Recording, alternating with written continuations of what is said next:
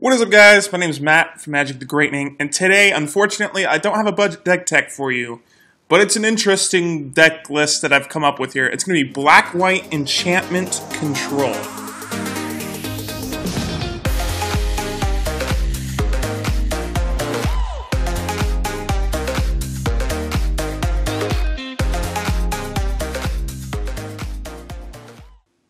What do I mean by Black-White Enchantment Control? Well, it uses some of the best enchantments and other control spells in Black-White to, win us a game. It's actually pretty good against some of the best, decks in the format, such as, Aetherworks, Marvel, and Zombies. So let's get right into it. Let's start with the creatures. We're only playing 11, none of the sideboard, so this is the only 11 you could play in this deck. We're going to play 4 copies of Bone Picker, 3 copies of Campbell, I'm not even going to, sorry to say the other part, and 4 copies of Noxious Gearhulk. Bone Picker is just a 1-mana 3/2 Death Touch flying creature. Pretty perfect for this deck, good blocker early game, 3 power in the air for 1 mana is really good. Campbell is going to punish our opponent for trying to control us, draining them for 2 every time they play a non-creature spell. And then 4 Noxious Gearhulk is a removal spell in a creature that also gains us life. So, I had to play the full 4 Noxious. I was actually playing, instead of Campbell, I was playing 3 Catalysmic Gearhulk. But that goes against our enchantments here. I had to start playing less enchantments because we had to blow all of them up to a Catalysmic Gearhulk. So I took it out. I always want to make that card work, but I never can. So 4 Noxious Gearhulk, 3 Campbells, and 4 Bone Pickers. Alright, let's get to the non-creature spells. We're actually going to get to the enchantments. Some of our early game enchantments here. We're going to play 3 copies of Authority of the Consuls and 3 copies of Trespasser's Curse.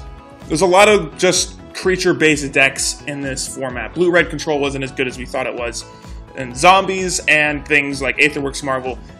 Some versions of Aetherworks Marvel play a lot of creatures, things like Whirler Virtuosa is going to end up hurting them in the long run. And for Zombies, things like Diregraph Colossus, the Crypt Breakers, all their zombie token horde are going to get hurt by these 2 enchantments. We're going to be able to drain them a whole bunch, gain a whole bunch of life. We'll be able to push the game off until we can do some other things later on in the game. So these 2 cards, yeah, they're nice, but they're not our kind of game enders. They kind of just delay the game, slow them down a bit until we get, until turn 5, 6, and 7. Let's go to the other enchantments we're playing. We're going to play 3 copies of Cast Out, 3 copies of Quarantine Field, and 2 copies of Cruel Reality.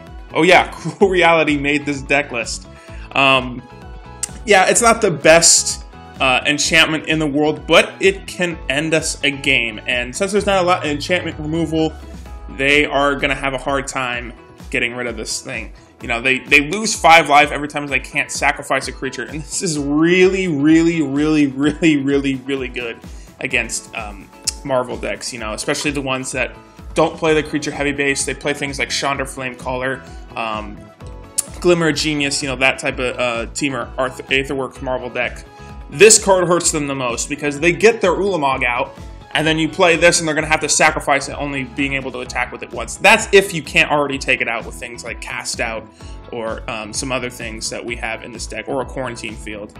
We have some more things in the sideboard that exile things. So, Cruel Reality is pretty good, I guess, especially against control matchups. And if you're able to board clear, you clear off everything, you play this next turn, they have to start sacrificing creatures, it keeps the board clear, it makes them want to put out their creatures so they're not losing 5 life every turn. It's actually not too bad of a card. Let's talk about Cast Out. Actually, we don't really need to.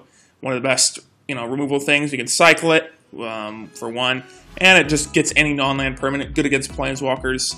And Quarantine Field is a no-brainer in this deck. I was originally playing 2 of this and 3 Fumigates, but I switched it to 2 Fumigates and 3 of this. Because this can keep our creatures, we're only playing 11, but this can keep our creatures on board, take out some of their bigger things, and, keep us ahead of the game. So Quarantine Field is a 3 of. That's all the enchantments. Let's get to some of the other things. We're going to play 4 copies of Transgress the Mind, 2 copies of Fumigate, and 4 copies of Fatal Push. Originally, I tried to make this deck as budget as I could, but this deck really hurts without Fatal Push. I have to play the full play set here. We really need it for the early game. As you notice, we have a lot of late game stuff.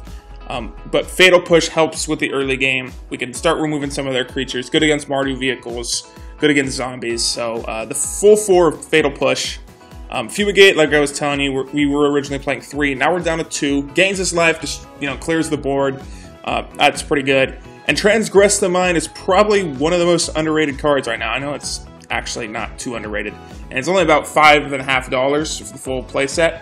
But it basically helps us against the 2 biggest decks in the format right now, Zombies and Aetherworks Marvel.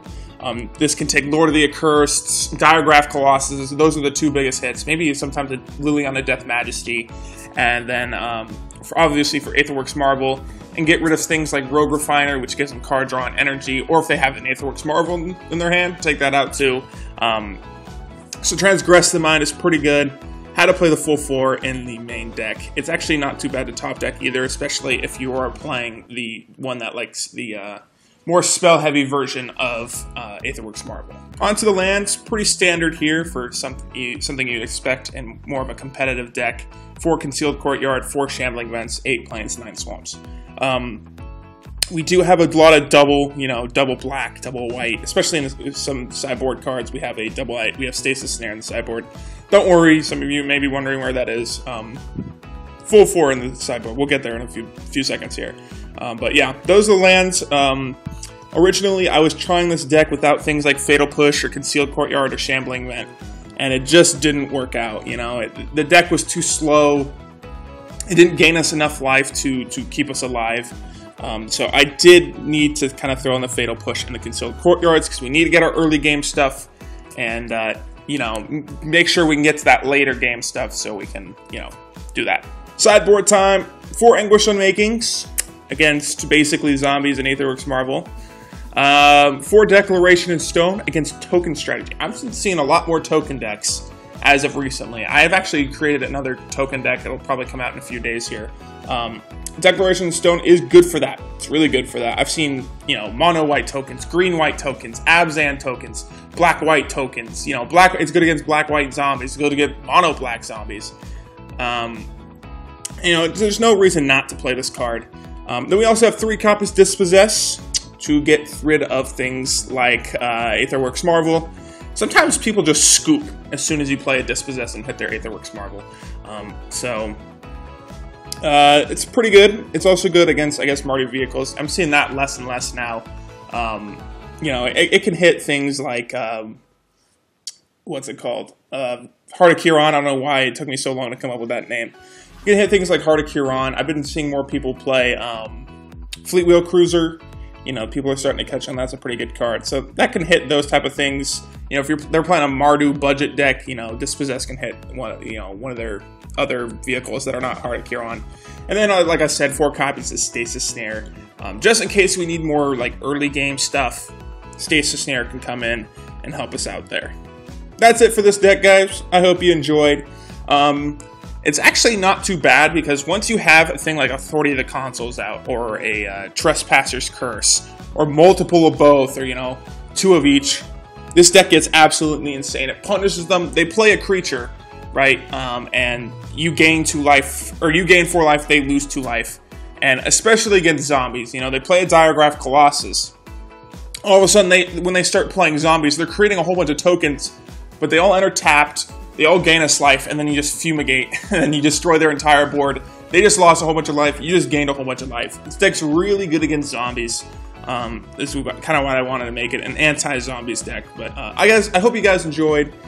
This was actually a pretty fun deck to play with. And it's really good against the 2 biggest decks right now. So thank you guys so much for watching. I hope you enjoyed, and I'll see you in the next one.